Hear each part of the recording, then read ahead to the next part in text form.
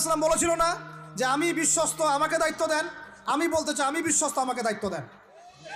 ইউসুফ আলাইহিস সালাম বলেছিলেন না যে আমি বিশ্বস্ত, আমাকে দায়িত্ব দেন। এখন আমি বলতে চাই আমি বিশ্বস্ত, আমাকে দায়িত্ব দেন, বলেছেন আবু তোহা আদনান।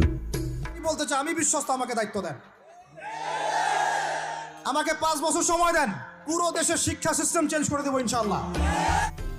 আমাকে 5 বছর সময় দেন, পুরো দেশের শিক্ষা ব্যবস্থাকে চেঞ্জ করে দিব ইনশাআল্লাহ। আমাদের ছাত্ররা প্লে থেকে মাস্টার পর্যন্ত কোরআন হাদিসের এক অপূর্ব সমন্বয়ে পড়াশোনা করবে ইনশাআল্লাহ। এই সব কিছুই একা করে দিতে পারবো ইনশাআল্লাহ তাআলা। আমাকে 100 জন শিক্ষাবিদ দেন, 100 জন আলেম ওলামা দেন, একটা প্যানেল করে দেন, পুরো দেশের শিক্ষা ব্যবস্থাকে চেঞ্জ করে দেব ইনশাআল্লাহ। এই কথাগুলো নিশ্চয়ই আমার না, এই কথাগুলো হচ্ছে আবু তোহা আদনান হুজুরের।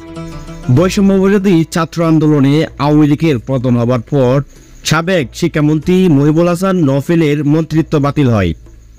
এদিকে শিক্ষার উন্নতির লক্ষ্যে যাদেরকে শিক্ষামন্ত্রী হিসেবে দেখতে চাই সাধারণ জনগণ। আসুন জেনে নেই কারা কারা শিক্ষামন্ত্রী হতে চাই এবং কার কতটুকু জনগণের সাপোর্ট আছে। তার আগে চলুন আবু তোহা আদনানের ছোট ক্লিপ কথাগুলো শুনে আসি। ইসলাম বলেছিল না যে আমি বিশ্বস্ত, আমাকে দায়িত্ব দেন। আমি বলতে চাই আমি বিশ্বস্ত, আমাকে দায়িত্ব দেন।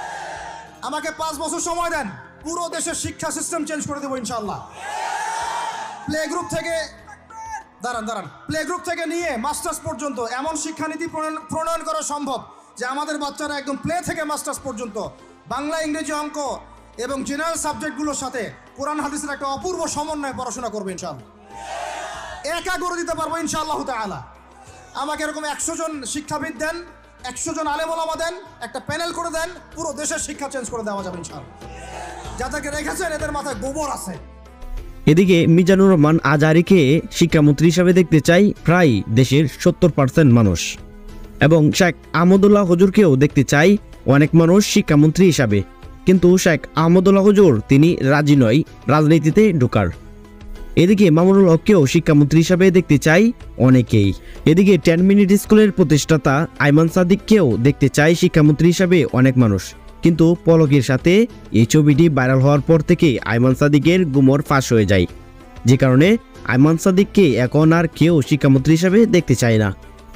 বৈষম্য বিরোধী ছাত্র আন্দোলনে আওয়ামী লীগের পতন হবার পর সাবেক শিক্ষামন্ত্রী মহিবুল হাসান চৌধুরী নওফেলের মন্ত্রিত্ব বাতিল হয়। এদিকে শিক্ষার উন্নতি করার লক্ষ্যে যাদেরকে শিক্ষামন্ত্রী হিসাবে দেখতে চাই সাধারণ জনগণ। Billal Hasan, Billal Islamic media, SD।